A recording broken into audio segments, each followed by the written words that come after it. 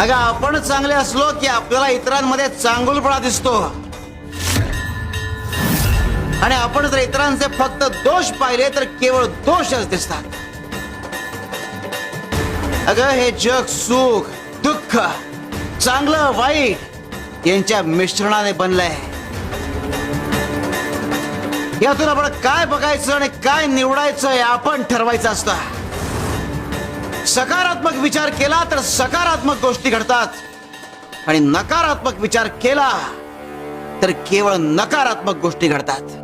म्हणून आम्ही तुला म्हटलं की तू भक्ती मार्गात अजून प्रगल्भ झाली नाहीयेस. अगं आम्ही यांना दगड दिले हे पाहून तुझ्या मनात असूया निर्माण झाली. तुला वाटलं की आम्ही यांना मौल्यवान ऐवज दिला.